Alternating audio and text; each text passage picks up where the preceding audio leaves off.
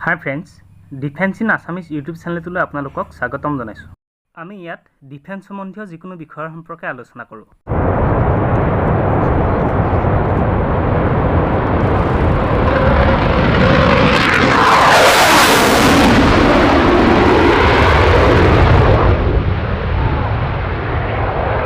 আজি আমি ৰাফেল যুঁজাৰু বিমানৰ সম্পৰ্কে আলোচনা কৰিবলৈ লৈছো।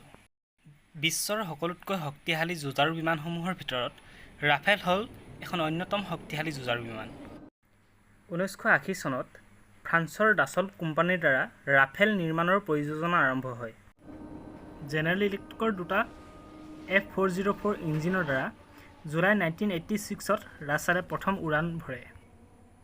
ৰাছেলত ডিজিটেল ফ্লাই-বাই ৱায়াৰ ছিষ্টেম প্ৰয়োগ কৰা হয়। ষ্টেল ক্ষমতা ৰক্ষাৰ বাবে অৰ্থাৎ শত্ৰু ৰাষ্ট্ৰৰ ৰাডাৰত যাতে ৰাফেল সহজে ধৰা নপৰে তাৰ কাৰণে ৰাফেলত 90 ডিগ্ৰী কোণ যাতে কম হয় তাৰ প্ৰতি লক্ষ্য ৰখাৰ লগতে ৰাডাৰৰ পৰা অহা ছিগনেল ধৰি ৰাখিব পৰা উপাদানৰ দ্বাৰা ৰাফেল তৈয়াৰ কৰা হয়। ৰাফেলৰ তিনিটা ভেৰিয়েণ্ট বা তিনিটা প্ৰকাৰ দেখিবলৈ পোৱা যায়: ৰাফেল চি, ৰাফেল বি আৰু ৰাফেল এম। ৰাফেল চি হ'ল এখন আসনযুক্ত যুঁজাৰু বিমান, আনহাতে ৰাফেল বি হ'ল দুখন আসনযুক্ত যুঁজাৰু বিমান য'ত দুজন পাইলট একেলগে বহি যুঁজাৰু বিমানখন সুচাৰুৰূপে পৰিচালনা কৰিব পাৰে। আনহাতে ৰাফেল এম অৰ্থাৎ ৰাফেল মেৰিন বিমান ফ্ৰান্সে সাধাৰণতে ফ্ৰান্সৰ নৌসেনাৰ বাবে তৈয়াৰ কৰিছিল। নৌসেনাৰ এয়াৰক্ৰাফ্ট কেৰিয়াৰত টেক অফ আৰু লেণ্ডিং কৰিব পৰাকৈ ৰাফেল এম বিমান তৈয়াৰ কৰা হয়। MMRCA চুক্তি অনুসৰি ভাৰতীয় বায়ুসেনাক 126খন মাল্টি ৰোল কম্বেট যুঁজাৰু বিমানৰ প্ৰয়োজন আছিল। 2012 চনত বিশ্বৰ বিভিন্ন দেশসমূহৰ ভিতৰত 6খন উন্নত যুঁজাৰু বিমানৰ ভিতৰত ৰাফেলে জয়লাভ কৰে আৰু MMRCA টেণ্ডাৰ নিজৰ হাতলৈ নিয়ে। ৰাফেলৰ দ্বাৰা বায়ু, স্থল আৰু নৌ সকলো প্ৰকাৰৰ আক্ৰমণ কৰিব পাৰি, লগতে ৰাফেলৰ দ্বাৰা নিউক্লিয়াৰ আক্ৰমণো কৰিব পাৰি। ৰাফেলত AESA ৰাডাৰ লগোৱা হৈছে যাৰ ৰেঞ্জ হৈছে 200 কিলোমিটাৰ, যাক বিয়ণ্ড ভিজুৱেল ৰেঞ্জ বুলি কোৱা হয়, অৰ্থাৎ চকুৰে নেদেখা দূৰলৈকে ই কভাৰ কৰিব পাৰে।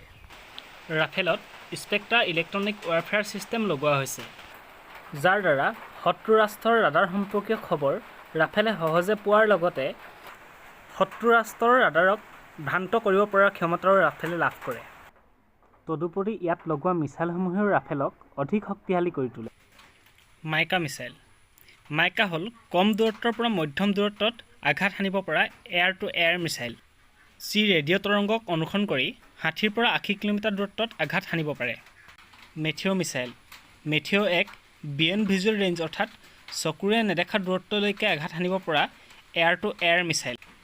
ই প্ৰায় 200 কিলোমিটাৰ দূৰত্বত আঘাত হানিব পাৰে। অস্ত্ৰ মাৰ্ক 1। ই এক long range air to air missile. ই 80 পৰা 110 কিলোমিটাৰ দূৰত্বত আঘাত হানিব পাৰে। হামাৰ মিছাইল। ই 70 কিলোমিটাৰ দূৰত্বত আঘাত হানিব পৰা air to ground missile. Scalp missile. E beyond visual range অৰ্থাৎ চকুৰে নেদেখা দূৰত্বত আঘাত হানিব পৰা এয়াৰ টু গ্ৰাউণ্ড মিছাইল। ই 250 পৰা 560 কিলোমিটাৰ দূৰত্বত আঘাত হানিব পাৰে। তদুপৰি লেজাৰ গাইডেড বম আৰু ব্ৰহ্মছৰ সংযোগে ৰাফেলক অধিক শক্তিশালী কৰি তোলে। এনেধৰণৰ ডিফেন্স সম্বন্ধীয় খবৰ পাই থাকিবৰ বাবে চেনেলটো লাইক কৰিব, ছাবস্ক্ৰাইব কৰিব।